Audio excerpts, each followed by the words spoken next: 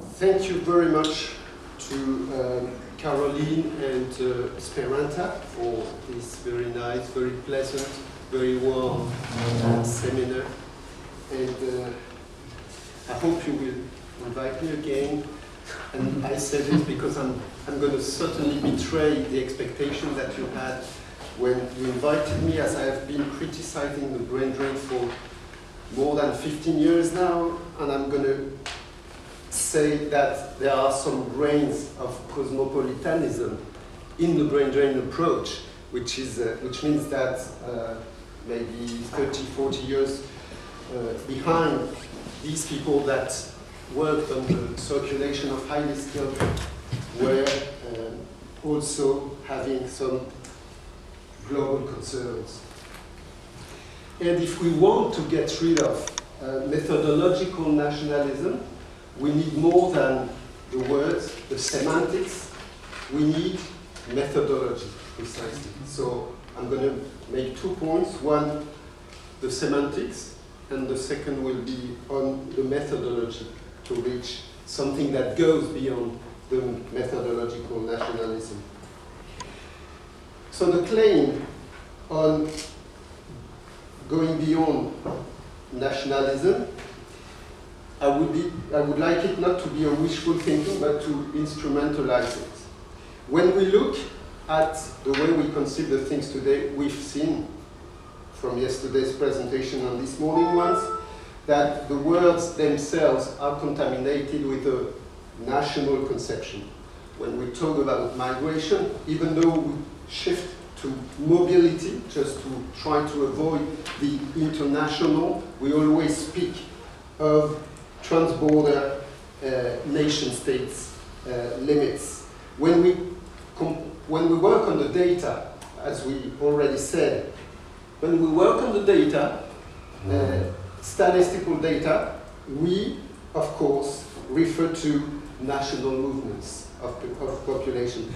And I've been working lately on the last OECD data, the census of the 2010 surveys and on census of that section. And I've been asked to make a synthesis of data from lots of different countries. And it's extremely difficult because of these national categories to do something else than comparative studies among countries. So we can see that for the very sources of information, we are led to national conceptions and translation.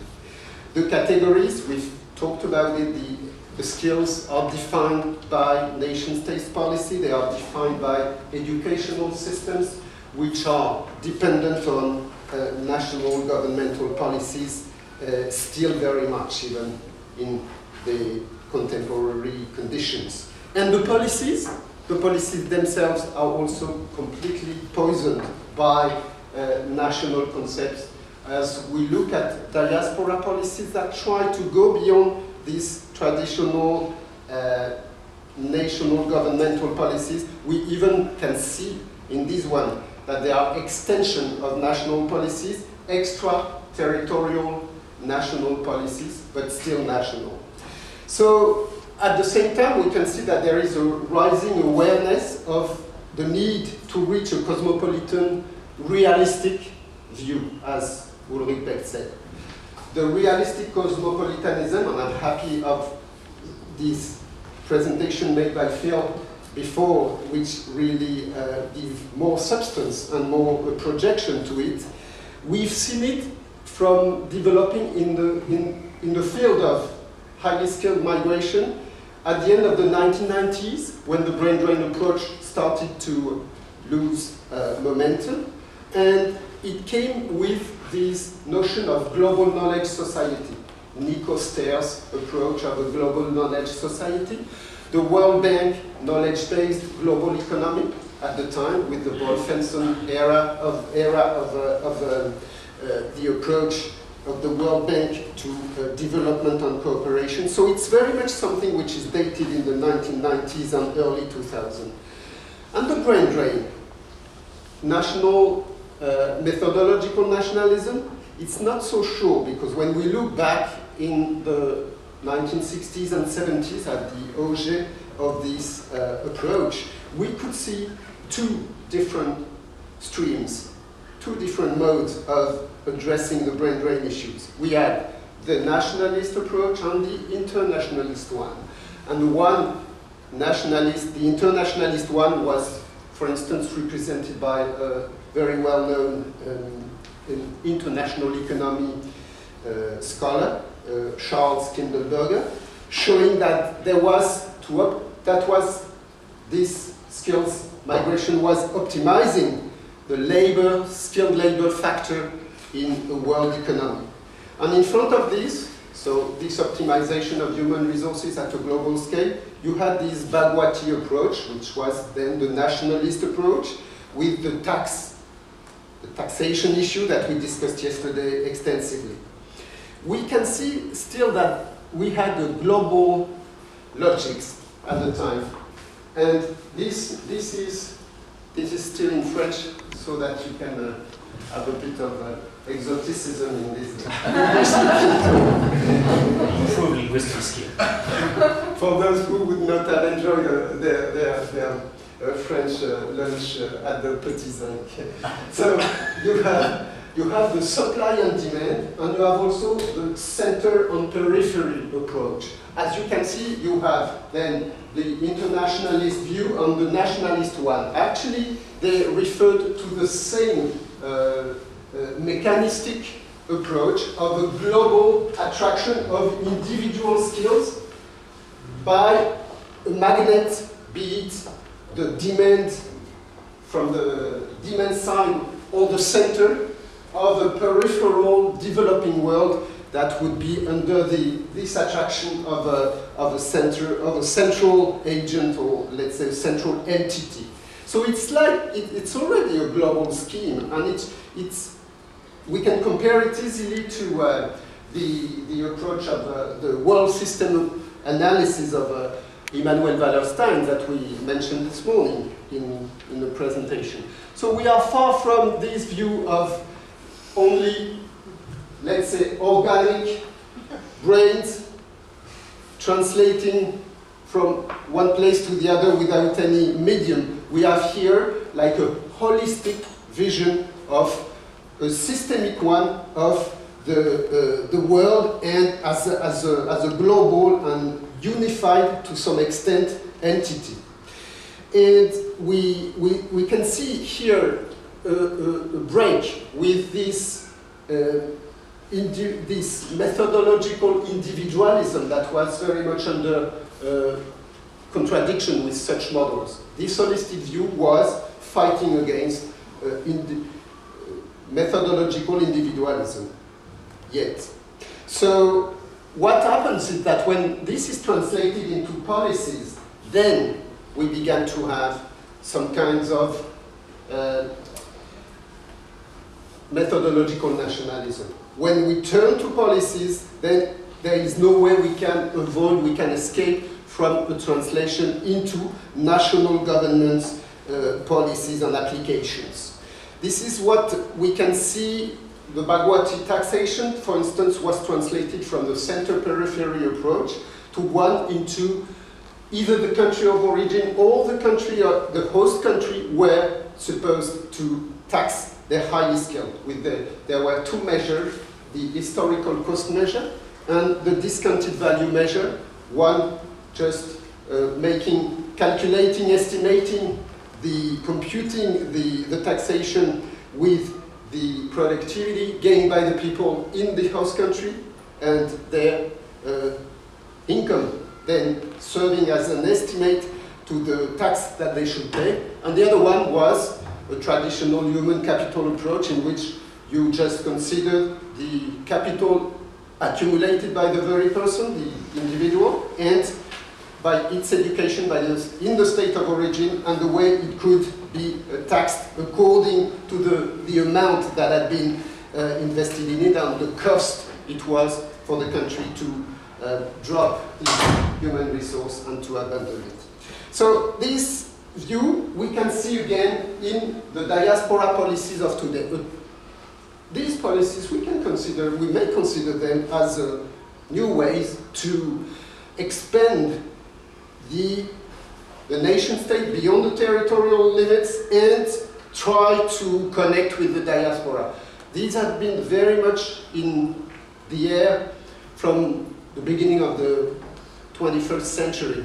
Here we have the Mexican case, who is fascinating to study, which is fascinating to be studied, because we can see several agencies that have managed to try to mobilize, engage the diaspora effectively to such an extent that it has been referred as an example, as a model by some scholars like Natasha Iskander. And we see that there are plenty of lessons to draw from this. But most of these proposals of connecting the diaspora have been made, not surprisingly, by international cooperation agencies as new actors, not really national, even though they defend national states, which are their member states.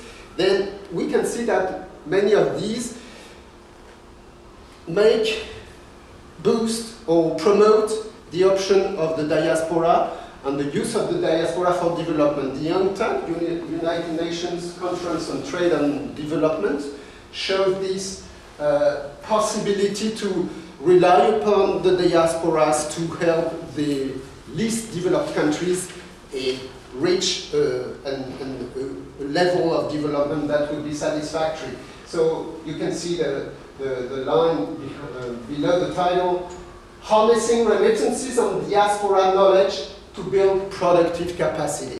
So what is at stake is really to expand the capacity, to make capacity building, but not on the field in the very villages as the term is usually used for, but rather in the outskirts of the communities, national communities, then abroad. The World Bank Institute has made this book on diaspora networks on the international migration of skills, how countries can draw on their talent abroad. So this is always very pragmatic. Here, the IOM and MPI handbook on managing the diaspora and mobilizing them, a roadmap, and we can see that all these strategies do try to go further than the national entities, but they are still based and they have their roots in the national scheme. And when you read this, you can see that maybe we are going further than the traditional nation state. We do not surrender a single citizen who lives beyond the frontiers of our state territory and within the frontiers of another state as regards his national membership with our country. So this is very much a diaspora policy. And I just wanted to let you guess what kind of theoretician had raised this issue that was exactly a little more than 60 years ago. So you certainly guessed who it was. And we today have still this kind of extension of the territory which is at stake with what we see on the borders of Eastern Europe at the moment. We have exactly the same types of claim over extraterritorial population of a certain origin. Now, I'd like to turn to when we see this, then how can we go beyond the dilemma of either national, international, as in this brain drain approach? Because there are plenty of critics of the diaspora policies saying it's a way for nation states to get rid of their responsibility. They just have to call on the diaspora and then they'll be left without the charge, the burden of their need to support development cooperation. For instance, remittances are often accused of being a way for developed countries to escape their responsibility towards developing countries with the ODA, the Official Development Assistance, which would be minimized through the use of remittances of the migrants residing in within their very borders. So now, what is at stake is the state, then what is the presence of the state? What can we do to go beyond this dilemma of international or methodological nationalism? What can we do that will allow us to escape the categories, the policies, traditional, these clear-cut spaces of cognitive as well as geopolitical spaces in the nation-state system. And we then tried with a project which is called CIDESAL, Creation of Incubators of Knowledge Diaspora for Latin America, dealing on Latin American examples to explore some ways of going beyond traditional ways of addressing the issue and promoting maybe new options for going beyond the methodological nationalism. The CIDESAL drew on evidence from new sources of information. The Web of Science, for instance. Instead of going through national statistics or institutional statistics, we decided to refer to a global database, which is the Web of Science that most of you certainly know, which includes the major references in science and technology. We used it. We just picked up about 100,000 references from Latin American publication, of Latin American scientific publications, scientific and technological publications. From these, we managed to send a questionnaire, let's say a letter, to most of the refereed authors, and through them we contacted those who were from the diasporas. And we could then, through this questionnaire sent to these people, get an access to a completely new population of the diaspora that had not been contacted in any other way before, nor by their countries of origin or the host countries on any other actor, traditional actor. So we accessed this new data, and we saw, we did it manually with a questionnaire. Let's say we put this questionnaire on a website and they answered it through a connection, but we also did we tried a new technology with a software that can point to the people directly without questioning them. We could get information on the web from the list of authors picked up in the Web of Science. So we had this traditional technique, let's say, which is an adaptation of the traditional one to the web, but we also had, through a new software, the possibility to investigate this population, even though it did not necessarily contacted or responded to the questionnaire. Then, which is a creation made by the CNRS in France, but the creator of this instrument is a Mexican engineer working for the CNRS himself and expatriated, Jorge Garcia Flores. We also have, I wanted to show you what we could get as a result, which is quite interesting. We interviewed, let's say we contacted the people, we asked them, do you have links, professional links with your country of origin? We have the results from these three countries, Argentina, Uruguay, and Colombia. 3 out of 4 of them answered, yes, we have professional links with our countries of origin. But when we asked them if they were tied in any formal manner with the countries, most of them said no. As you can see, they were not.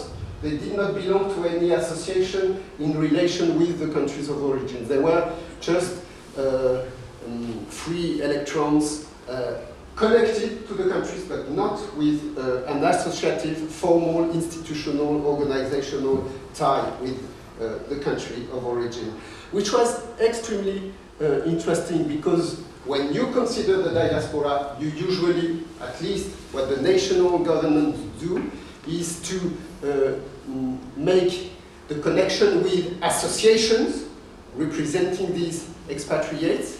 And most of the time, so the association do bear the name of the country of origin. You can say, for instance, La Red Caldas de los Colombianos en el Exterior, the Colombian network of scientists and engineers abroad, which is the network Caldas. And you have the same for South Africa, SANSA, South African Network of Skills Abroad. And these networks always bear the name, and they refer to contact the people to either visible nodes of expatriates, people that have declared themselves as South Africans or Colombians, or they go to the representations of the nation states, like embassies, consulates, etc. So they go through formal national, again, representatives of the nation state to address the diaspora,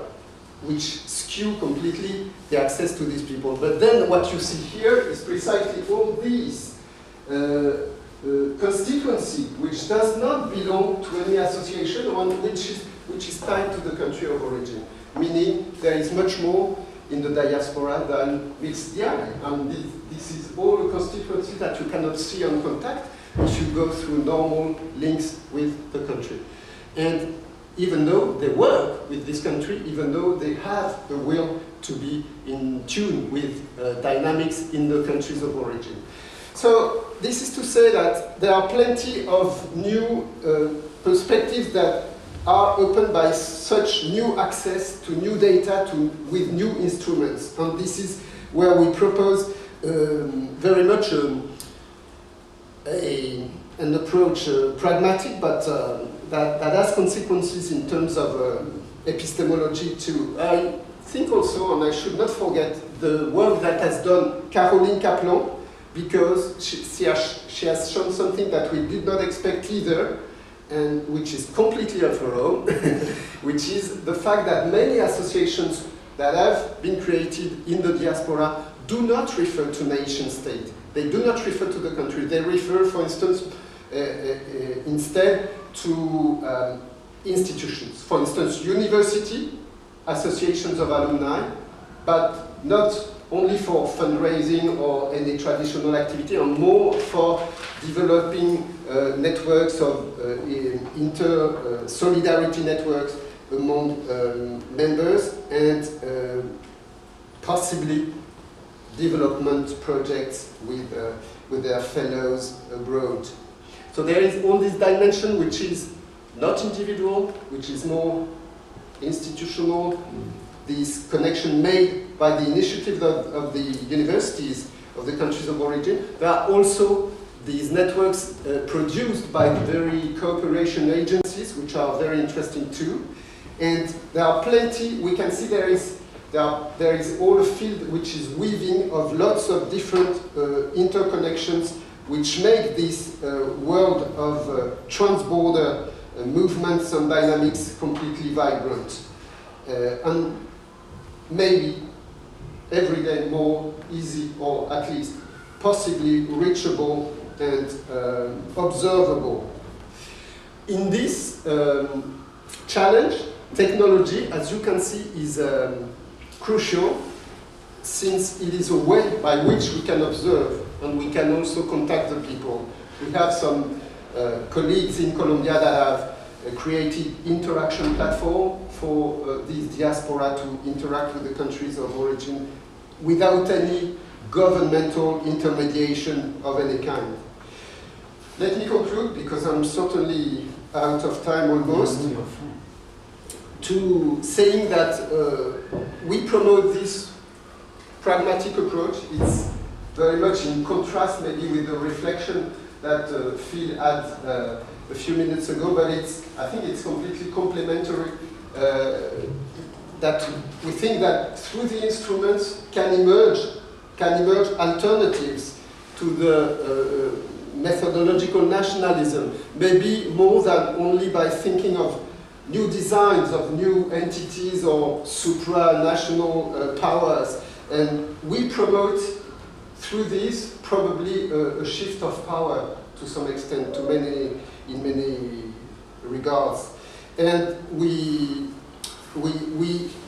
in the book that is issued now on diaspora, on this CDSA project, we call it Diaspora, the New Frontier, and how to reach it, to bring some kind of metaphor. The frontier, la frontière, in French, is the border.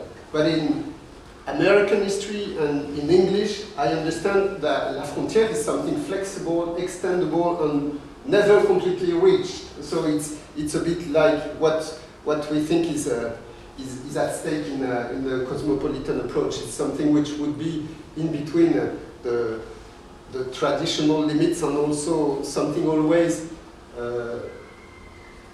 further, and that helps to mold identity as the American identity has been molded by the myth of the frontier and the new frontier and Kennedy.